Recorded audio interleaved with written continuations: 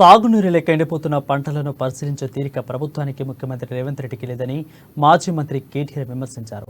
రాజన్న సిరిసిల్ల జిల్లా తంగలపల్లి మండలం సారంపల్లిలో పొలాలను ఆయన పరిశీలించారు. రైతులను ఆదుకోవాలన్న చిత్తశుద్ధి కాంగ్రెస్ కుంటే రైతు రుణ మాఫీని వెంటనే అమలు చేయాలని డిమాండ్ చేశారు.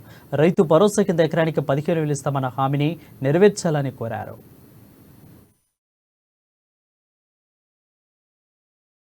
కాంగ్రెస్ పార్టీ యొక్క నిర్లక్ష్య విధానాల వల్ల, కాంగ్రెస్ పార్టీ యొక్క పట్టింపు లేనితనం వల్ల ఇవాళ వ్యవసాయదారులకు, రైతులకు, పట్టదారులు కావచ్చు లేదా కౌలు రైతులు కావచ్చు, వాళ్ళు పడుతున్న ఇబ్బందులు గమనించి ఇప్పటికే 15-20 లక్షల ఎకరాల్లో ఎక్కడెక్కడైతే పంటలు రైతులు అడగలేదు, మిమ్మల్ని ఎవరు కూడా నిజానికి డిమాండ్ చేయలేదు. మేమే డిసెంబర్ 9 నాడు అధికారంలోకి వస్తున్నాం. ఇప్పటిదాకా లోన్లు తీసుకొని వాళ్ళు కూడా తీసుకోండి, నేను వెంటనే 2 లక్షల రూపాయల రుణమాఫీ చేస్తా అని చెప్పింది రేవంత్ రెడ్డి.